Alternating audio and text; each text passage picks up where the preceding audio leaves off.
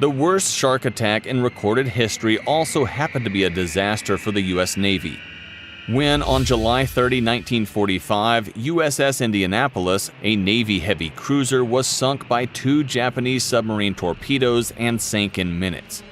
The Navy didn't realize the ship had been lost until 4 days later, after which hundreds of men floating in the ocean for days had been eaten by sharks.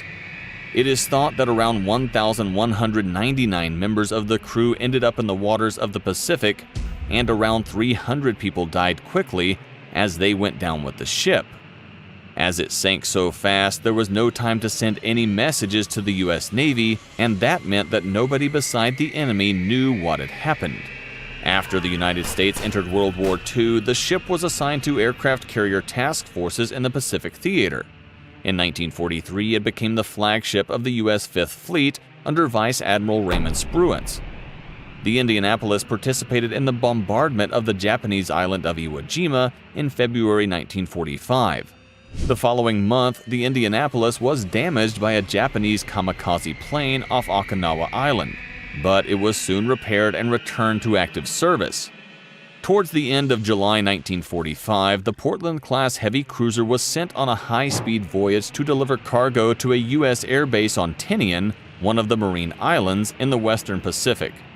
No one on board knew that the cargo consisted of parts for the atomic bomb that would be dropped on Hiroshima. After delivering the components, USS Indianapolis set a course for the Philippines. However, just after midnight on July 30th, the cruiser was spotted by a Japanese I-class submarine. The Japanese didn't hesitate to attack and successfully torpedoed the American ship. The heavy cruiser was hit by 2 torpedoes, causing terrible damage. One hit a store of aviation fuel, and the other hit the ship's own fuel tanks. The resulting explosions ripped the cruiser in half. The ship went down in 12 minutes, with around 300 seamen losing their lives as it sank.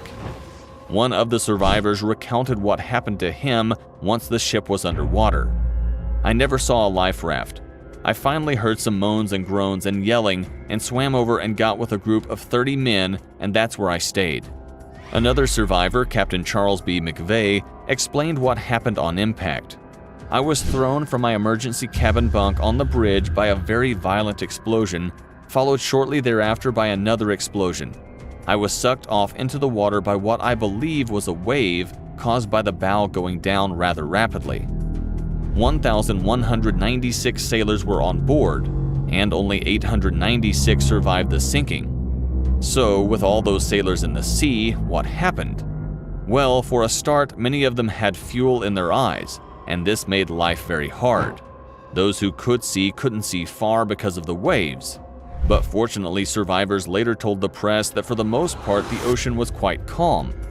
They just stayed afloat on their life jackets, waiting, hoping for rescue to arrive. They might have thought that, in spite of the terrible disaster, a rescue effort would be close at hand. But salvation would not come for 4 days, and things took a turn for the worst. Sharks have always been a danger to U.S. servicemen, especially to Navy personnel in the Pacific. Indeed, in July 1942, the Office of Strategic Services, which was the predecessor to the CIA, started to investigate the possibility of developing a shark repellent to be used by naval servicemen. Several substances and combinations of substances were used in various OSS experiments. While initial progress was slow, a working formula was eventually found by combining copper acetate with black dye. It was proposed that pellets of this formula be attached to life jackets to keep sharks away from men in the water. Unfortunately for the servicemen aboard USS Indianapolis, the Navy didn't issue them with any of this shark repellent, which was later used up to the 70s, including on NASA equipment that came back from space and landed in the ocean.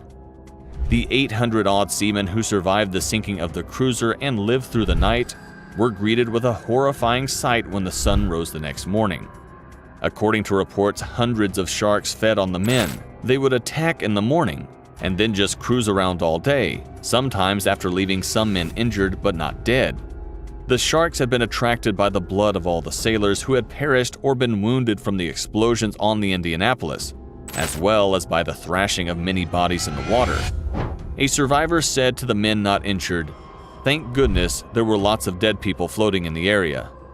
Indeed, there were plenty of bodies floating in the water for the sharks to feast on, but the feeding frenzy that ensued soon began to attract more and more sharks.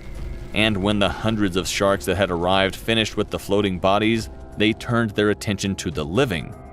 The sailors in the water quickly realized that their chances for survival would be maximized by banding together in groups. In this way, they could kick and punch approaching sharks together and keep an eye on each other's backs. Even for one of those lucky enough to have made it into one of the few life rafts that had survived the sinking, things were difficult to say the least. Almost no food or water had been salvaged from the cruiser because it had sunk so quickly. In addition, those on the life rafts were completely exposed to the sun. Dehydration set in quickly, and within a day or two, some men were so tormented by their thirst that they started drinking seawater, which soon brought about an agonizing end. As the salt poisoning took effect, these men would often go mad and begin thrashing about in a frenzy, which would not only attract more sharks, but also got them agitated and fired up to attack. Sometimes, as these men drowned, they would grab onto other men in the water, and the force of their struggles would pull their comrades under the waves. In a desperate attempt to survive, some men would push the bodies of recently deceased comrades towards the sharks in an attempt to draw the beast's attention away from themselves. 4 days after the sinking of the USS Indianapolis, the surviving members were spotted from the air by the crew of a Lockheed PV-1 Ventura when it was on a patrol route. First, some men were bravely picked up when a U.S. Air Force pilot landed his PBY Catalina plane down in the ocean, and later the destroyer USS Cecil J came to pick up the other men, some on the edge of death because of the injuries and exposure. Of those that did survive to tell the tale, some 317 men, many suffered from post-traumatic stress disorder when they arrived home. The U.S. government delayed reporting the tragedy until August 15, 1945, the same day it announced that Japan had agreed to surrender. The commanding officer of the Indianapolis, Captain Charles B. McVeigh III, was among the survivors as previously said, and was found guilty of negligence for having failed to steer the ship on a zigzag course to help evade enemy submarines in February 1946. The Navy had actually intercepted a transmission from the Japanese submarine that had sunk the cruiser, but had dismissed it as a ploy to lure American vessels into the area for an ambush. Many of these men were telling the story of their survival into their 90s. And for the ill-fated ship, thanks to Microsoft co-founder Paul Allen, who sent a submersible down to record on video the wreckage in 2017, the world could see the rest of the ship lying on the ocean floor. Do you think you would have survived? After all, what doesn't kill you makes you stronger. The sinking of the USS Indianapolis was not the only striking incident occurred to an American vessel. What if I told you that a plane landed with dead bodies on board? If you want to know more about this story, just click on this video.